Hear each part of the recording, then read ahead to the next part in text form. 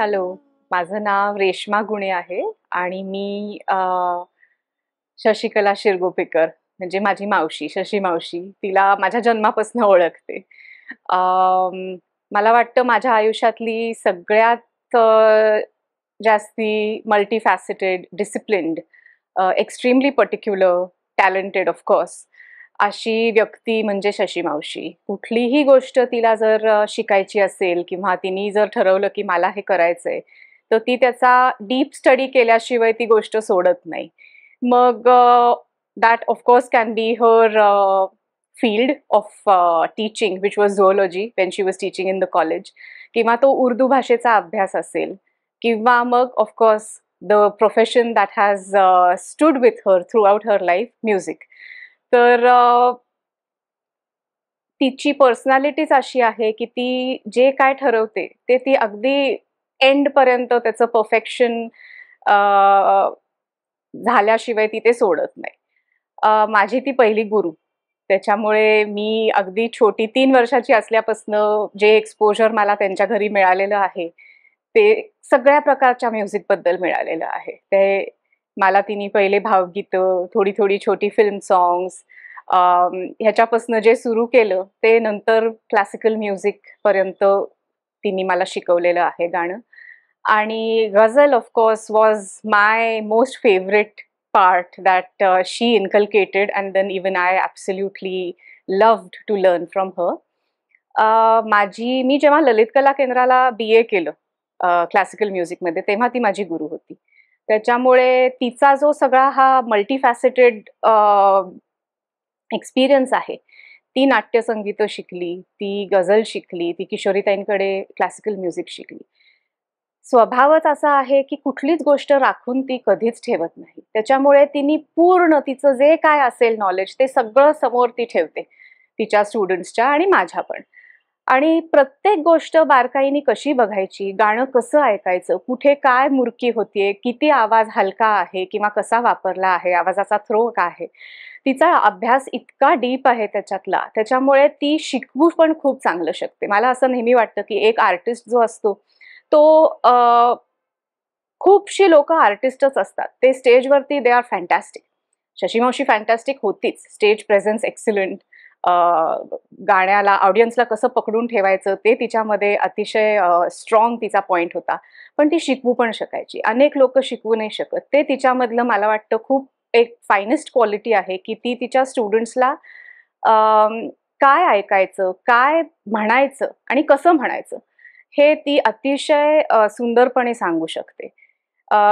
गझलचं example देते, कारण गझल उर्दू भाषेत मॅक्सिमम सगळ्या गझल्स लिहिलेल्या आहेत. बाकीची सगळी गीतं असायची. तो शब्द कसा प्रोनाउन्स करायचा? सगळे जे आपले ह, ग हे सगळे शब्द आहेत उर्दूतले, ते मराठी नाही वाटले पाहिजे. म्हणजे तुम्ही मराठीतनं गझल नाही कधी म्हटली पाहिजे. तुम्ही प्रॉपर उर्दू प्रोनन्सिएशननी ती गझल प्रेझेंट केली पाहिजे, असं आहे. आणि अजून म्हणजे कसं, आता शशी मावशी सगळ्यात कीन होती, की म्हणजे माझी भाची गातीये. त्याच्यामुळे माझं अगदी पहिले रेकॉर्डिंग तिने केलं होतं. त्याच्यानंतर जितके माझे काही प्रोग्राम्स झाले किंवा जे फायनल एक असं प्रोफेशनल आपण रेकॉर्डिंग म्हणतो, की जे कोणाला तरी ऐकायला द्यायचंय बघा. त्याच्यासाठी पण ती कायम माझ्याबरोबर उभी राहिली. कुठलाही कार्यक्रम असू देत, कुठलीही छोटीतली छोटी कॉम्पिटिशन असू देत, शशी मावशी वॉज ऑल्वेज देअर. आणि त्याच्यामध्ये तिची ती पर्टिक्युलर बिहेवियर जे आहे ते प्रॉम्प्टनेस, की वेळेत तयार होऊन कायम बरोबर यायचं. मुंबईला सुद्धा पुढे मी मुंबईला शिकायला गेले गाणं.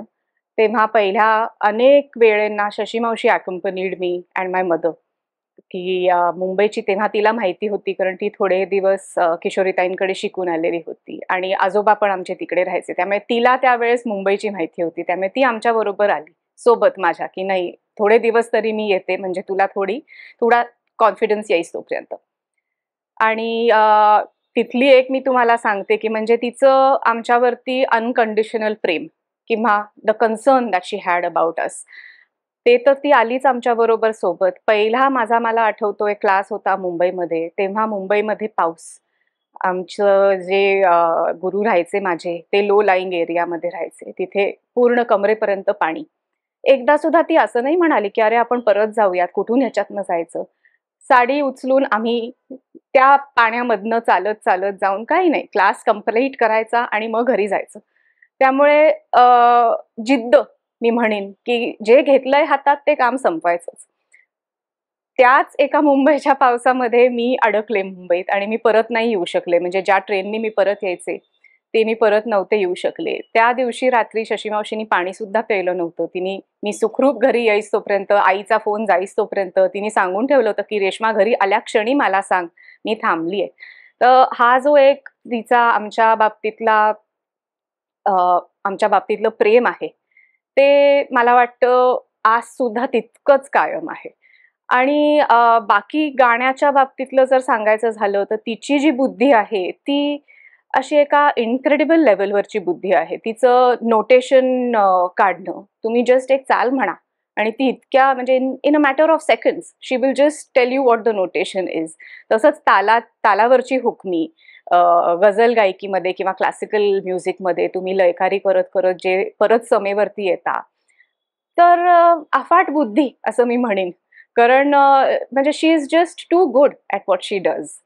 आणि बाकी जेव्हा मी मल्टीफॅसेटेड म्हणते, तेव्हा तिचं वाचन कुठल्याही विषयातलं, तिचा इंटरेस्ट जो आहे, आज पण तिला इतकं माहिती करून घ्यायची इच्छा असते, की "अरे, तुम्ही आता काय करता? तुमच्या मुली काय करता?" आणि बाकी पण she is overall extremely talented. म्हणजे विणकामात म्हणा किंवा crochet, embroidery, anything and everything.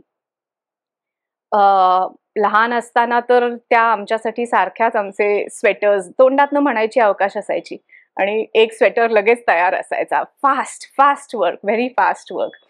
आम्हाला त्या सिल्कच्या साड्यांचे पांघरुणं, तेव्हा आम्ही त्याला पॉन्चोज म्हणायचो, तसे करून द्यायचे आणि तीच आठवण आता माझ्या मुलींकडे पण आहे. तिने इतक्या सुंदर क्रोशेच्या शॉल्स त्यांना विणून दिलेल्या आहेत, की म्हणजे आणि मला खरं ते खूप महत्वाचं वाटतं, की इट इज लाइक अ वारसा.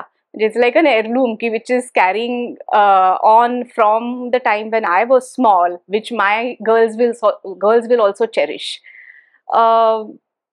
तर मला वाटतं, की प्रत्येक गोष्टीसाठी इतकी पर्टिक्युलर आहे ना शशी मावशी आणि कायम माझ्यासाठी ती उभी राहिली आहे. कुठलीही गोष्ट असू देत.